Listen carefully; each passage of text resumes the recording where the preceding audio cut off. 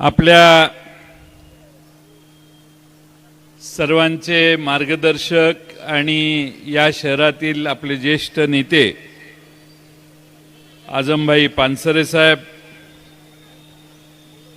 नुकतीच राष्ट्रवादी काँग्रेस पक्षाचे राष्ट्रीय स्तरावरचे महासचिव आणि ज्यांच्यावर सामाजिक न्याय देशातल्या वेगळ्या राज्यांची जबाबदारी टाकण्यात आलेली आहे ते ॲडव्होकेट जयदेव गायकवाड साहेब, आपले दुसरे नेते आणि या शहराची जबाबदारी ज्यांच्यावर आहे ते प्रकाश अण्णा मस्के, आपल्या महाराष्ट्राचे युवक राष्ट्रवादी काँग्रेस पक्षाचे अध्यक्ष मेहबूब शेख, या निमित्ताने या ठिकाणी उपस्थित असणारे आमचे राज्याचे अल्पसंख्याक सेलचे प्रमुख जावेद भाई, आपले पुणे शहराचे तरुण तडफदार आणि विचारी अध्यक्ष श्री प्रशांत दादा जगताप, आपल्या शहराचे राष्ट्रवादी काँग्रेसचे अध्यक्ष तुषार भाऊ कामठे, आपल्या नगरसेविका सुलक्षणाताई शिलवंत, अल्ताफभाई शेख, गणेश भोंडवे, आमच्या शकुंतलाताई भाट, काशीनाथ नकाते, पिंपरी चिंचवड महापालिका क्षेत्रातील युवकांचे अध्यक्ष इम्रान शेख, महिलांच्या अध्यक्षा आमच्या ज्योतिताई निंबाळकर, विद्यार्थी राष्ट्रवादी काँग्रेसचे शहराचे अध्यक्ष राहुल आहेर, काशीनाथ जगताप, प्रशांत संपकाळ, माधव पाटील, मयूर जाधव, आपल्या शहरातील ओबीसी सेलचे अध्यक्ष विशाल जाधव, दिलीप पानसरे, देवेंद्र तायडे, जयंत शिंदे, पोपट पडवळ, शिरीष जाधव, अरुण भोपटे, साहुल इनामदार, विजय पिरंगुटे, सुदाम शिंदे, राजू खंडागळे, या निमित्ताने उपस्थित असणारे राजन नायक, सुधाकर भोसले, सर्वच या कार्यक्रमाला यशस्वी करण्यासाठी सहभागी असणारे राष्ट्रवादी काँग्रेस पक्षाचे शहरातील सर्व प्रमुख मान्यवर नेते, कार्यकर्ते आणि बऱ्याच मोठ्या प्रमाणात बराच वेळ या ठिकाणी या कार्यालयाच्या उद्घाटनासाठी उपस्थित असणारे आपण सर्व राष्ट्रवादी काँग्रेसचे निष्ठावंत सैनिक बंधू आणि भगिनींनो, तुषार कामटेंचे आज यासाठी मी अभिनंदन करेन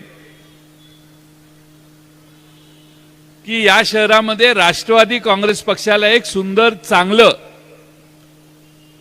आणि लोकांना केंद्रस्थानी वाटेल अशा ठिकाणी आज कार्यालयाची स्थापना, कार्यालयाचं उद्घाटन त्यांनी केलं.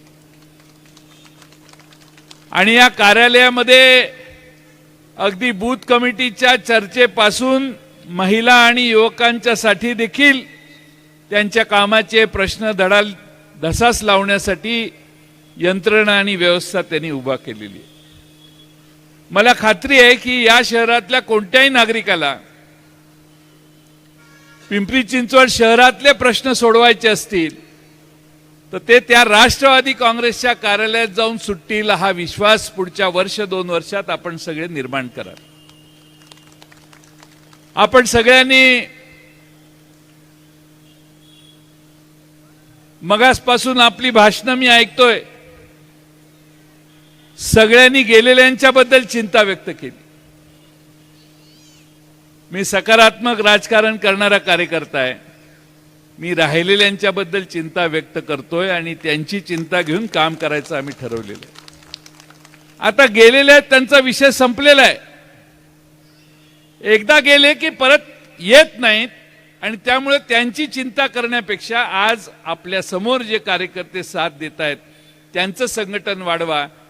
पिंपरी चिंचवड महापालिकेमध्ये ज्या सुधारणा झालेल्या आहेत त्या शरद पवार साहेबांच्या आशीर्वादाने प्रत्यक्ष अप्रत्यक्ष झालेल्या आहेत आणि त्यामुळं या शहरातला गोरगरीब झोपडीत राहणारा माणूस असो, 72 झोपडपट्ट्या या शहरात आहेत, त्या झोपडपट्ट्यात राहणारा माणूस असेल किंवा टॉवरमध्ये राहणारा माणूस असेल, त्या प्रत्येकाला माहिती आहे शरद पवार साहेबांनी या शहराच्या विकासासाठी पायाभूत सुविधांसाठी काय काय प्रयत्न केले आणि त्यामुळे आपण चिंता करू नका.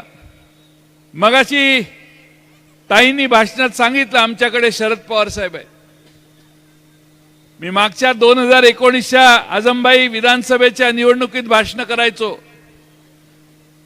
लोक आपला पक्ष सोडून चाललेले, लोक म्हणायचे 20-22 त्याच्यावर आमदार येणार नाहीत.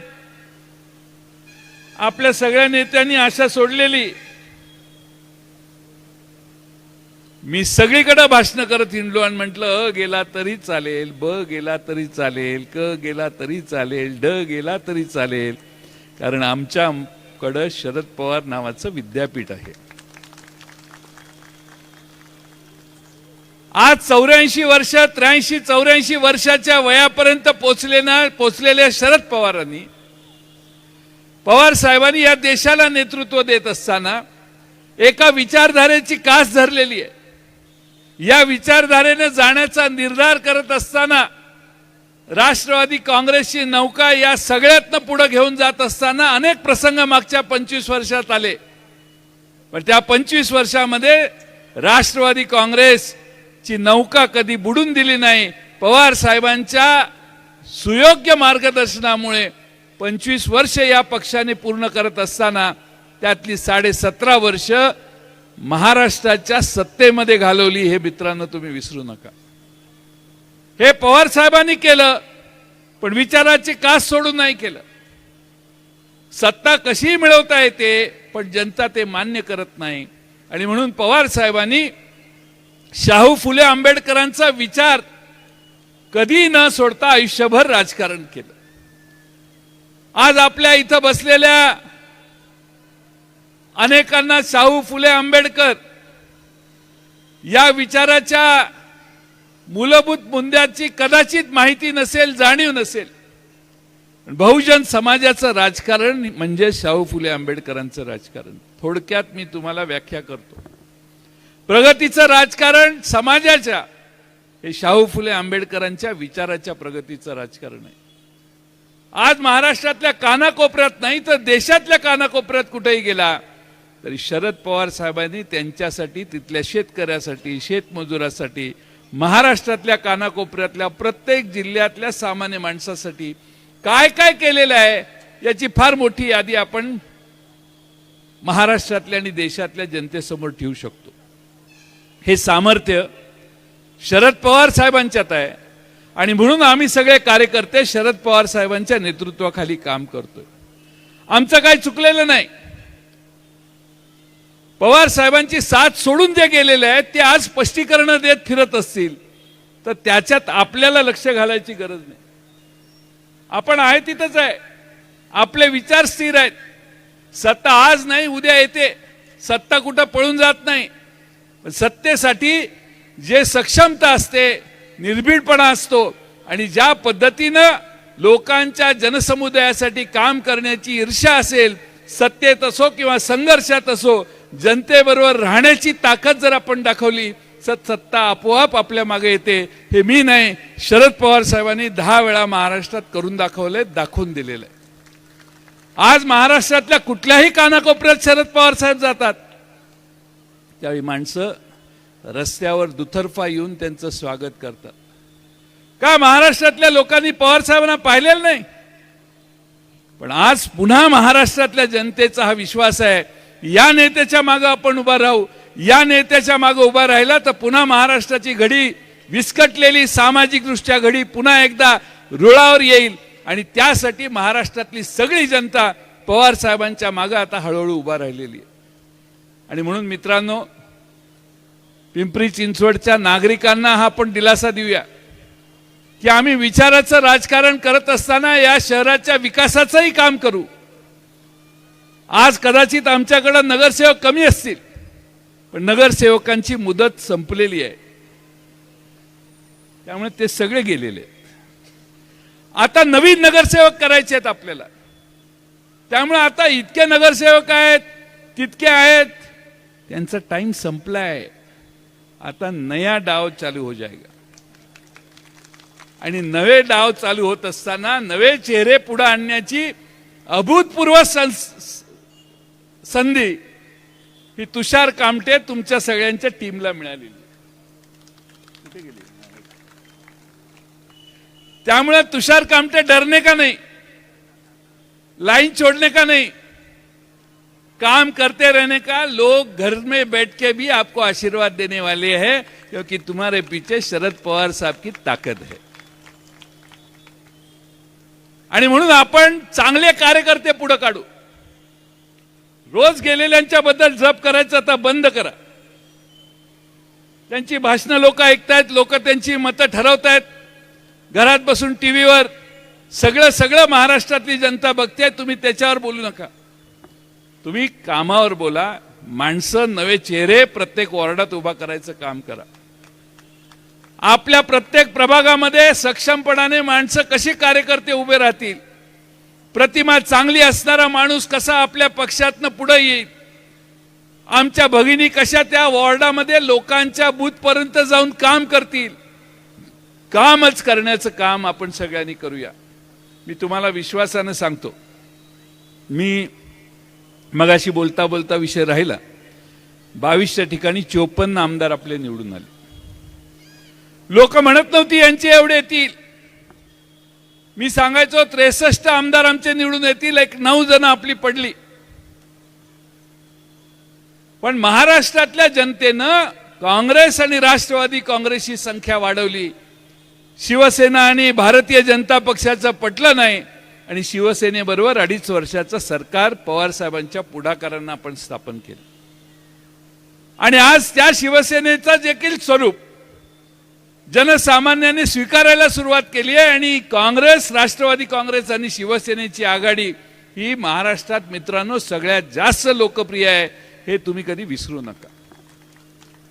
आपण सगळ्यांनी ताकदीनं काम केलं तर नवी पिढी तुमच्या बरोबर येईल. IT कंपन्यात काम करणाऱ्या माणसाला देखील एवढा प्रचंड माहितीचा त्याच्यावर वर्षाव होतो. आता निवडणुका जवळ आल्यानंतर आपल्या विरोधी पण वर्षाव त्यांच्यावर जास्त होईल. पण मुद्दे जे आहेत ते मुद्दे महागाईचे आहेत, मुद्दे महाराष्ट्रातल्या आणि देशातल्या बेकारीचे आहेत. आमच्या आया बहिणींना 1200 रुपयाचं सिलेंडर म्हणजे काय हे आमच्या आया बहिणींनाच माहिती आहे किती महाग असतं. संसारात 1200 रुपयाचं सिलेंडर आणताना घरातले नवरा बायको देखील डोक्याला आज हात लावायला लागलेले आहेत. प्रत्येक पेट्रोल पंपावर साहेबाचा फोटो बघून बघून बघून आम्ही सगळ्यांनी घरी सिलेंडर आणली आणि 400 रुपयाचं सिलेंडर त्यांनी 1200 रुपये कधी केलं हेच आम्हाला कळलं नाही. अशा पद्धतीनं तुमच्या आमच्या घरात आज महागाईनं अनेक प्रश्न तयार झाले. हे सगळं कमी आहे म्हणून 18% GST लावलेला आहे. तुम्ही कापड खरेदी करा, धान्य खरेदी करा, पॅक केलेलं चप्पल खरेदी करा, शर्ट काय तुम्ही खरेदी करायला आणि 18% सरकारला द्यायला तुम्हाला कुठेही सुटका नाही. म्हणजे तुम्ही 100 रुपयाच्या ठिकाणी 118 रुपये खर्च करता, 18 रुपये सरकारच्या खिशात जातात, तेच आपल्या पोराबाळांच्या शिक्षणासाठी वापरता आले असते. ही भूमिका सामान्य माणसाच्या मनात आज निर्माण झालेली. आज 4 राज्यांच्या 5 राज्याच्या निवडणुका आहेत. उद्या निकाल आहे, मला माहित नाही काय निकाल लागेल, जो लागेल तो लागेल. पण ह्या निकालामुळे त्या देशात त्या राज्यातले जे प्रचार यंत्रणा होती ती कधी कधी व्हॉट्सअपवर बघायला मिळाली. त्या सगळ्या राज्यामध्ये जनतेच्या प्रतिक्रिया प्रचंड त्रस्त होऊन झालेल्या आहेत. आज महाराष्ट्रात तीच परिस्थिती सामान्य माणसावर आहे. परवा मी जळगावला गेलो, काल दिंडोरीला होतो नाशिक जिल्ह्यात. आम्ही शेतकऱ्यांचा आक्रोश मोर्चा काढला. प्रचंड गर्दी दिंडोरीच्या मोर्चाला होती, जळगाव जिल्ह्यातल्या मोर्चाला होती. शेतकरी महाराष्ट्रातला हवालदिल झालाय. आधी दुष्काळाला तोंड देता देता त्याचे नाकीनऊ झाले आणि दुसऱ्या बाजूने आता अवकाळी पावसामुळे त्याचं होतं नव्हतं ते सगळं आता उद्ध्वस्त झालंय. तो शेतकरी जिल्ह्यातून रस्त्यावर यायला लागला. हे मित्रांनो, तुम्ही सगळ्यांनी लक्षात घ्या. आणि म्हणून माझी आपणाला विनंती आहे, जसे शेतकऱ्यांचे प्रश्न आहेत तसे नागरी वसाहतीत राहणाऱ्या लोकांचे देखील जटिल प्रश्न आहेत. आज एवढी मोठी लोकसंख्या पिंपरी चिंचवडमध्ये आहे, उद्योग आसपास आहेत, पण बेकारी देखील आपल्याला तेवढ्याच मोठ्या प्रमाणात भेडसावते आहे. आणि त्यामुळं हाताला काम देण्यासाठी देखील या शहराच्या आसपास आपल्याला अधिक ताकदीनं काम करावं लागणार आहे. त्याचबरोबर रस्ते, गटार, बाकीच्या सगळ्या व्यवस्था आमच्याकडे आहेत, पण उरलेल्या झोपडपट्ट्या ज्या पुनर्वसनाच्या मधून राहिलेल्या आहेत त्यांचाही वेगळा प्रश्न आहे. जी बांधकामं झाली त्यांना अधिकृतपणा आणण्याची आश्वासनं लोकांनी दिली, अनधिकृत बांधकामाचा मोठा प्रश्न अजून सोडवण्यात आलेला नाही. अनेक प्रश्न आहेत. डिफेन्सच्या बाजूनं 2 किलोमीटर पर्यंत पेरिफेरीमध्ये बांधकाम करता येत नाही, हाही प्रश्न आम्ही सोडू म्हणणाऱ्या लोकांचे मित्रांनो दिवस संपत आले. हा सगळ्यात महत्वाचा तुमच्या माझ्या समोरचा प्रश्न आहे. दिल्लीमध्ये असणाऱ्या सरकारकडून या व्यवस्था आम्ही करून आणू. डिफेन्सच्या शेजारी ज्या जागा आहेत त्या ठिकाणी घरं बांधण्याच्या परवानगी आणू असं सांगणाऱ्या लोकांची मुदत संपलेली आहे. 2 महिन्यानं निवडणुका जाहीर झाल्या तर पिंपरी चिंचवडकरांनी हे दिलेली आश्वासनं का पूर्ण केली नाहीत हाही जाब त्यांना विचारला पाहिजे. आणि म्हणून मित्रांनो, राष्ट्रवादी काँग्रेस पक्ष शरद पवार साहेबांच्या नेतृत्वाखाली काम करतोय. प्रशांत जगताप सारखा, मला प्रशांत जगतापांनी आधीच सांगितलं, साहेब तुम्ही तिकडे जाणार असाल तर मी नाही येणार. मला सांगितलं, मी दुसऱ्यांना त्यांनी माझ्या आधी सांगितलं असेल, पण मला,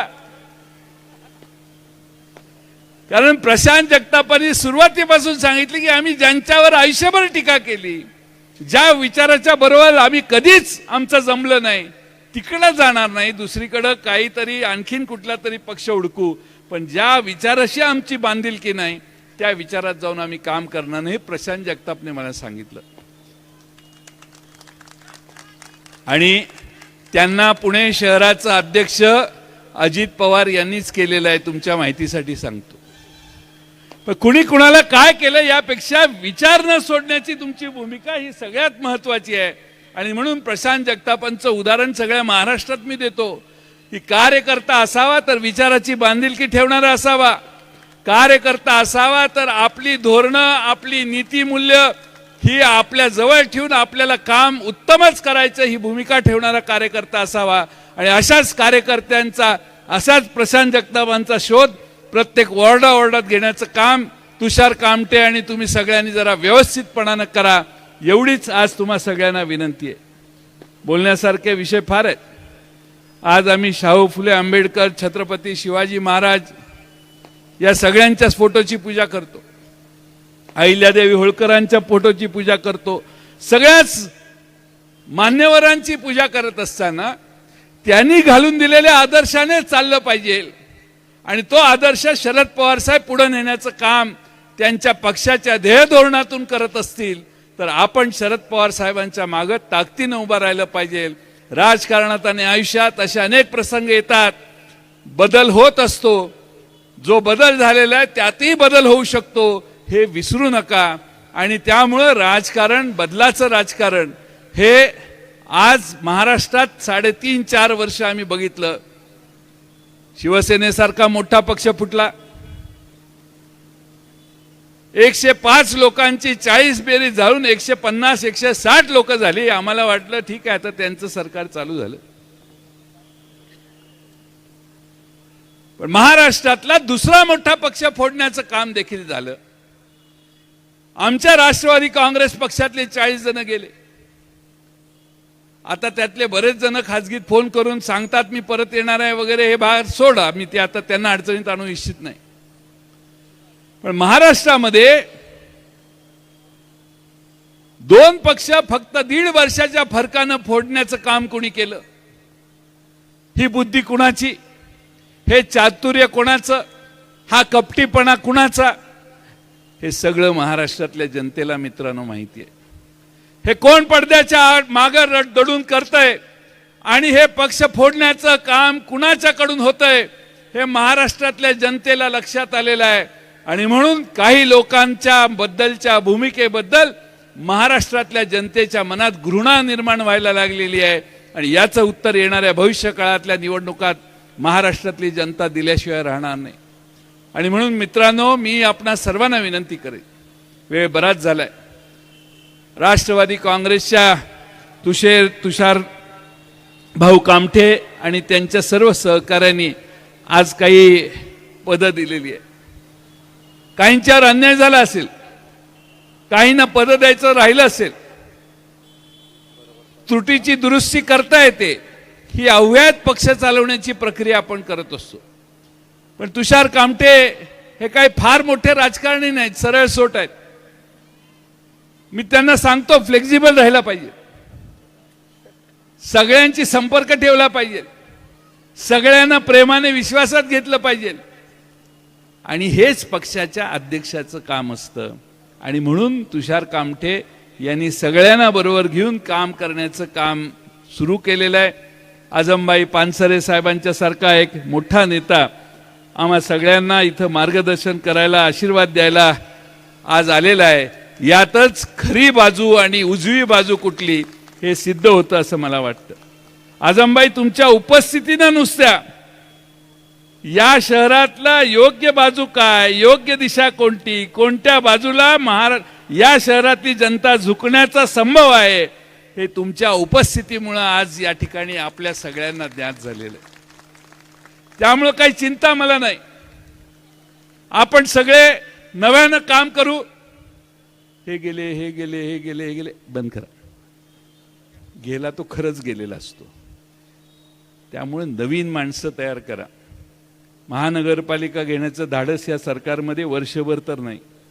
आणि आपलं सरकार आल्यावर आपण ज्यावेळी घेऊ त्यावेळी आपलंच महापालिकेवर राज्य येईल. या दृष्टीनं तुम्ही सगळ्यांनी काम करायला सुरुवात करा.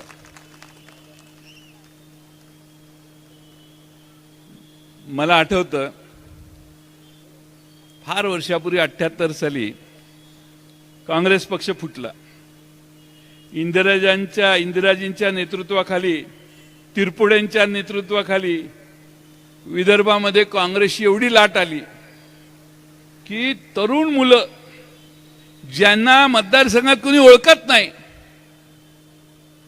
किंवा ओळखतात पण सामान्य कार्यकर्ते, अशा सगळ्या लोकांना जवळपास 78 का 90, 78 का 80 लोक काँग्रेसची त्यावेळी निवडून आली.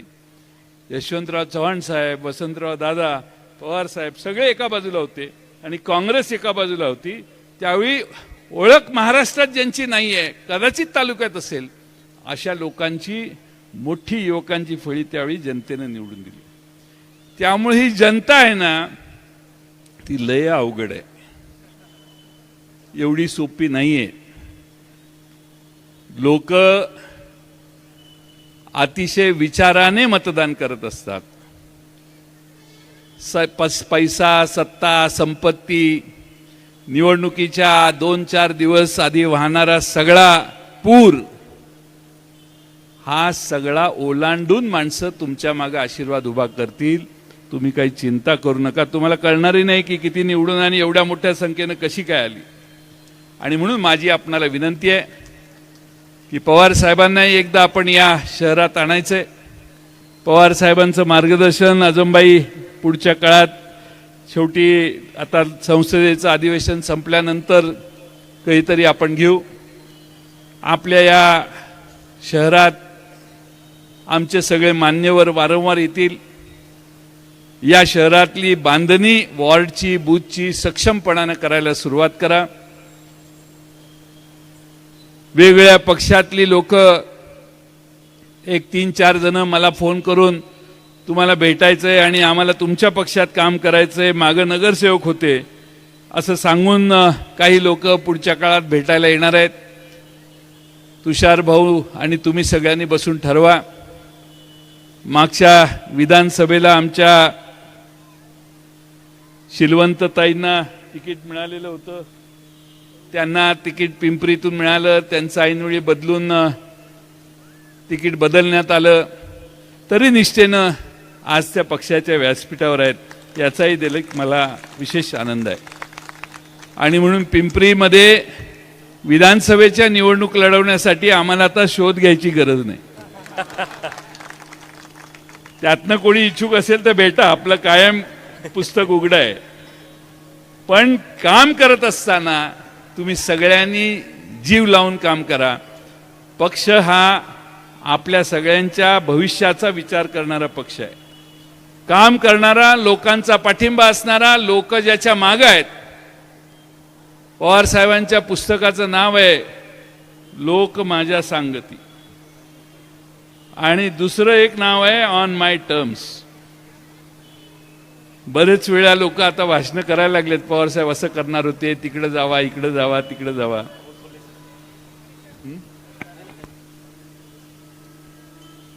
तुमच्यासाठीच मी माझं भाषण वाढवतोय.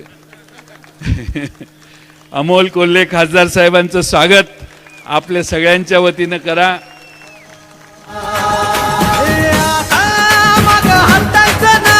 सन्माननीय खासदार अमोलजी कोल्हे, टाळ्या वाजल्या पाहिजे जोरदार.